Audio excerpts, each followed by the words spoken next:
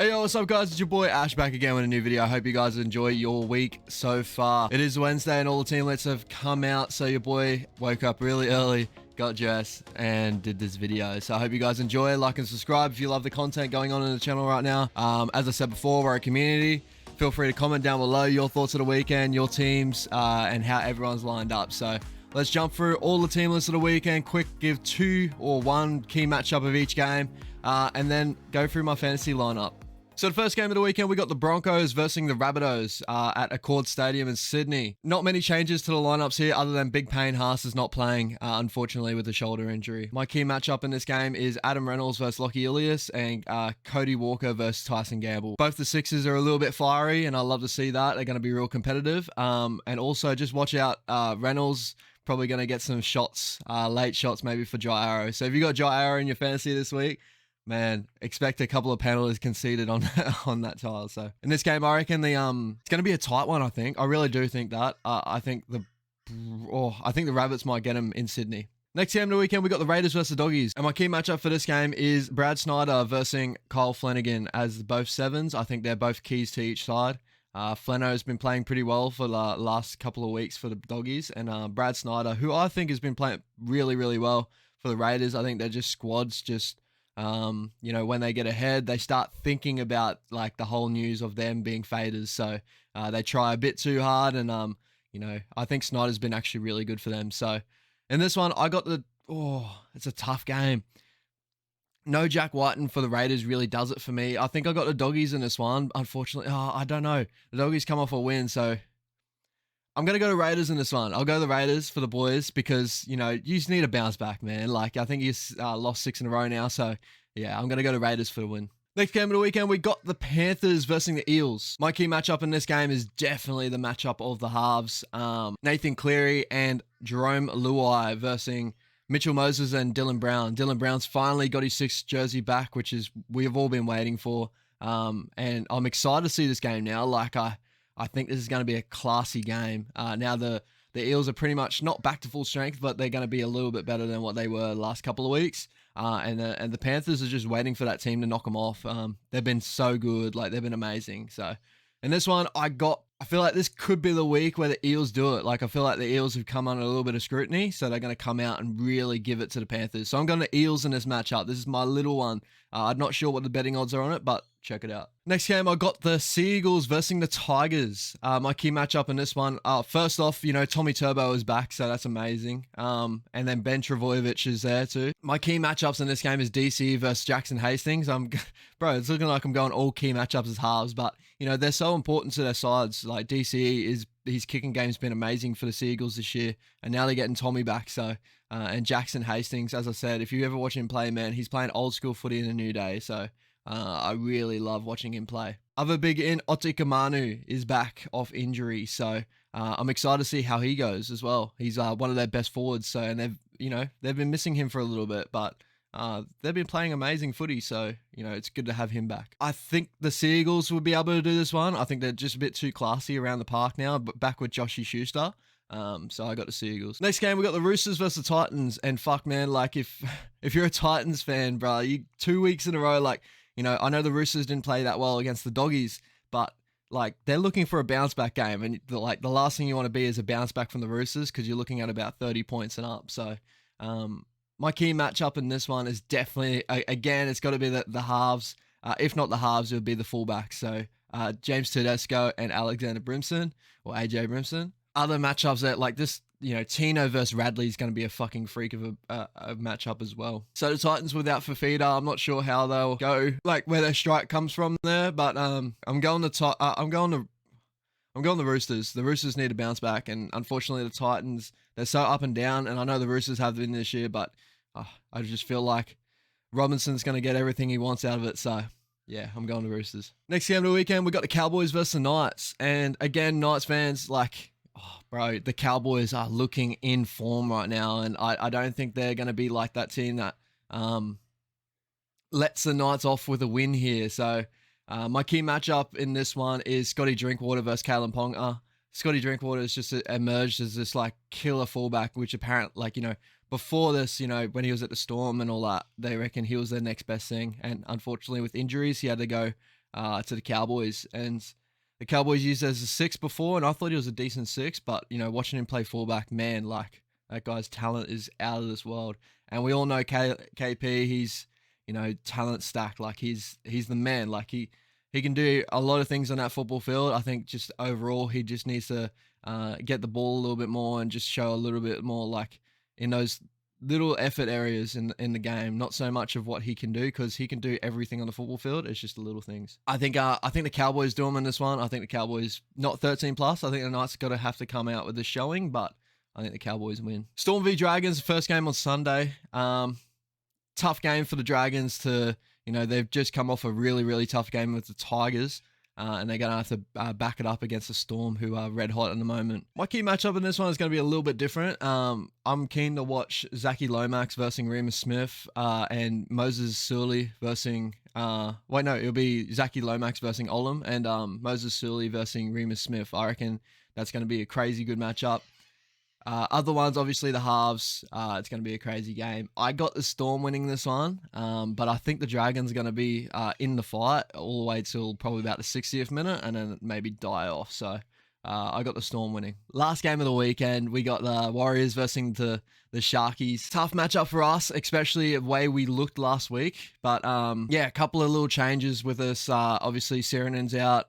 We put Eli Katoa in there, which I rate. I feel like Eli Katoa is definitely that edge on that side. I think he runs better lines than Sirenen. I think every time I've seen like him and Ciro, SJ and Ciro trying to come to something on that edge, it really just looks like forced. Like him and Ellie, I'd say those line runs that Ellie hits, bro, like that's where it's at. So I think Ellie just needs to step up his defense, obviously, if he's going to be there, because Ciro definitely was a turnstile last week. Unfortunately, I love you, Ciro, but you didn't have the best game last week, and neither did Ellie. Like, I don't think many of the Warriors can come out of that other than RC and say, like, I played top notch. So my key matchup in this game is definitely SJ versus Nico Hines. You got the new versus the old. You got the flashy old new boy Nico Hines. He's been amazing for the Sharkies. And then SJ, like, this was his former club before, like, leaving the Warriors. He went to the Sharkies. I think he wants to get one back on him, I reckon. So I'm going the Warriors because I'm a Warriors fan, but I'd say the smart pick would be the Sharkies at home. But I'm ultra keen for this matchup. Obviously, I think Talakai is going to be a bit tough to handle on that edge, because last week he had Stags on him. This week he's going to have he's going to have Valamar, I think. Valia. I don't know. We'll see how we go anyway. Straight into the fantasy squad. So a couple of crazy changes that I made in the squad. I did say, you said that I needed a gun hooker, and I feel like I shot on one. The only reason why I didn't pick Tom Starling is Ricky's the biggest reason. Like, there's moments like this, like he's going to believe, like, because Adam Elliott did play pretty well last week, starting at hooker, and he's going to bring that spark off the bench with Starling. But I just need an 80-minute hooker all the time. I want to get the points, and I reckon, because Reed's not going to get into Origin. I really don't think that. I think Harry Grant and Benny Hunt's going to be there first. So Reed, unfortunately, is going to have to miss out around Origin. So I'd say he plays for the Origin period, and he makes the Queensland team like, fuck, you should have picked me. So this is the reason why I did pick him at 649k. He's a little bit cheaper than Starling, and I feel like there's more upside with him opposed to Starling, who's a bit more of a sparky sort of player, where I think Reed gets through all the hard shit. So if you go the other way around, it is what it is. Like, I agree. Like, that's just my opinion, Other big change, obviously I got nothing in my salary cap right now. It's mainly because I feel like I got a lot of like cash cows in my team. So they're going to build up cash and generate, and then I'll ship them off and use them for other trades later on, around Origin period. So I think I've got a real nice balance pack. Obviously you can see Payne Haas is out injured this week, but if Payne was back in, I would switch Hetherington off to emergency maybe, or even Tass off to emergency. And bring Payne Haas into my thing, and then Max King off to the bench. And it's the way, like, if you look at my front row, like Adam Finor-Blake, I still think he hasn't given his best at the moment. Like, he's been amazing for us, but he's not getting those points. He will get those points.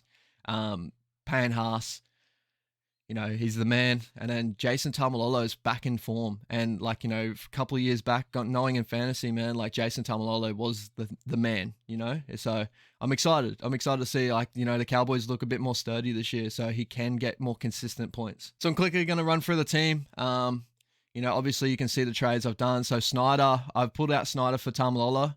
That was after I did the Reed and Randall trade. And that obviously gave me nothing left in my salary cap. But as I said before, like, it could be a very stupid play. You know, it is what it is, boys. I'm just like you guys. I'm just trying to, like, let's see how we go. Like, I want to be different.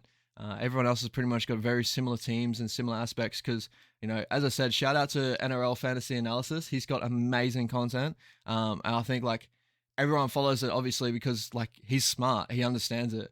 But I just want to be different. I want to be off the cuff. I want to be that different guy for you guys. So my wing fullback positions, we got Teddy, Stephen Crichton, and Xavier Coates. It's a little bit light again, I think, in a way, like, you know, consistency-wise, light. When I had Nico back there, it was a bit more consistent, but I feel like those boys are going to be all goods. Around Origin period is going to be the struggle for all those boys. So I'm going to have, I have cover there that I can switch around and this and that, but it's going to be tough because Nico's going to be the key there, whether he gets a 14 jersey or Pappenhausen gets a 14 jersey. And let us know in your comments, who do you think is going to get a 14 jersey for the Blues this year? I'm a Maroons fan. I couldn't care less, but I do care actually. But Pappenhausen or Hines. I feel like Hines should get that 14 jersey because he's a bit more well-rounded. Like, he can play in multiple positions. Where Papi's, like, he's a fullback. He's a strike somewhere, but, like, you know, he's mostly fullback. So centers positions, we got Penasini and Tago. They're going to be there for a bit. I think Penasini's been good. My other one, Isaiah Tass, I expect him to play really good this week. Obviously, all eyes on him again this week. I know he had a couple of errors last week, but I thought he was really good. I thought he was an added spark that he's needed on the edge.